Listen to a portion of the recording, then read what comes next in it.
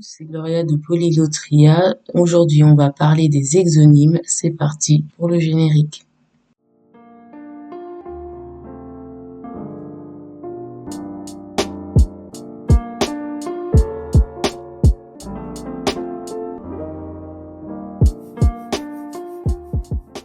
Tout d'abord, qu'est-ce que c'est qu'un exonyme? Un exonyme, c'est un nom qui a été donné à un endroit, mais qui, entre guillemets, a un autre nom. Donc, on va rentrer tout d'abord dans qu'est-ce que c'est qu'un toponymie pour comprendre un peu. La toponymie, ça vient de topos, qui veut dire le lieu, et nîmes, ça veut dire le nom. Donc, toponymie, ça veut dire littéralement le nom d'un lieu. Si vous avez fait attention à ma chaîne, depuis quelques temps, là, je suis en train de mettre des vidéos, des shorts sur les toponymies de pays, afin de mieux comprendre d'où viennent leurs noms, pourquoi ces pays s'appellent comme ils s'appellent. Et je trouve intéressant parce que des fois, vous avez le nom dans la langue, le nom français commun que vous connaissez tous, mais des fois, vous avez les noms dans la langue originale du peuple qui peut différer. C'est là qu'on rentre dans le détail de ce que c'est qu'un exonyme, excusez-moi. Donc, un exonyme, c'est très simple, ça veut dire externe au pays, mais surtout un surnom qui a été donné par un autre peuple. On prend un exemple, Parigi, ça veut dire Paris en italien. On entend qu'il y a une différence entre Parigi et Paris. Il y a un J qui a été ajouté en italien. Et Paris, en français, on ne prononce pas le S, qui reste Paris. On a un autre exemple, on a Londres, qui est l'exonyme de London. London, c'est typiquement anglais. Londres, c'est la version française. On a Londres aussi en espagnol. Mais les prénoms latins ont nommé la capitale du Royaume-Uni, Londres. Un dernier exemple, ça va être Munich, qui s'appelle en allemand München. On entend qu'il y a un i qui s'est rajouté en langue française, qui n'existe pas dans la version originale, etc., etc. On peut voir aussi qu'il y a un autre nom qui est intéressant, c'est les allonymes. C'est-à-dire un autre surnom qui est donné, mais qui n'a pas forcément de lien avec le mot original. Je peux donner un exemple, New York a un anonyme qui est Big Apple, la grosse pomme. Voilà un exemple très courant. Ou bien si vous dites que Paris c'est la ville lumière, là vous avez encore l'anonyme. On dit que la définition de l'anonyme, c'est un nom qu'un autre individu utilisé par un auteur comme sien dans la littérature.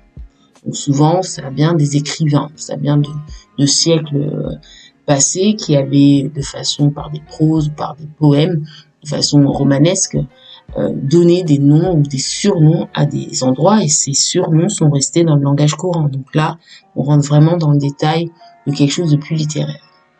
Ensuite, il y a les différences. Attention, qu'est-ce que c'est qu'un pseudonyme? Un pseudonyme, c'est un nom d'emprunt. Donc moi, voilà, Polyglotria, c'est mon pseudonyme, ce n'est pas mon prénom. Et ensuite, on a un hétéronyme qui est un nom inventé par un auteur pour un personnage fictif. Là, vous pouvez avoir une multitude d'exemples comme Lucky Luke. Voilà, ça c'est un hétéronyme tout simple. On revient un peu sur cette notion d'exonyme. L'exonyme, qu'est-ce que ça dit? C'est quoi le secret? Pourquoi est-ce que j'en parle? Premièrement, parce que ça permet de comprendre que en fonction de l'exonyme que vous utilisez, vous trahissez un peu votre origine. Si vous dites Paris, vous êtes francophone. Si vous dites Paris, vous êtes anglophone. Si vous dites Parigi, vous êtes italien. Donc, tout de suite, ça met, entre guillemets, le surnom que vous utilisez. Aussi, ça explique qu'il y a des différences de comment les peuples vous considèrent. Est-ce que vous savez, par exemple, que les Grecs nomment les Français Gallica? Ça veut dire qu'ils ont gardé le surnom de Gaulois pour nommer les Français. C'est très intéressant. Est-ce que vous savez que nous, déjà, nous appelons les Grecs et la Grèce, alors que le vrai nom qu'utilisait Grec, c'est Hellenica. Hellenica, on entend encore la racine du mot Hélène, de la déesse, et aussi derrière le nom de la déesse, la signification d'éclos de soleil, de bouts de soleil derrière, comme Hélios, qui veut dire le soleil en grec.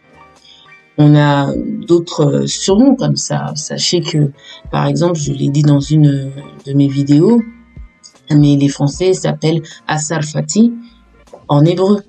Et Sarfati, on entend Sefarat, on entend aussi la notion de Safar, qui est due à une histoire de comment les Juifs francophones étaient nommés par les Hébreux et que ce surnom est resté pour nommer le français en général.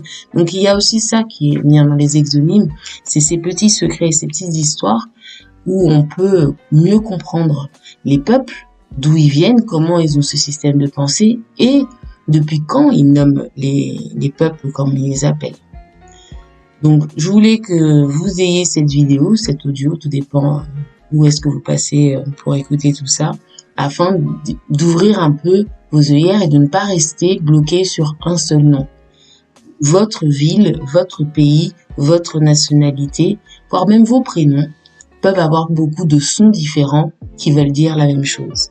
Et c'est important de le comprendre pour pas rester uniquement bloqué et borné. Je m'appelle tant, je me prononce tant et tout le monde doit se plier à ça. C'est impossible pour toutes les mâchoires de l'humanité de prononcer les mêmes sons.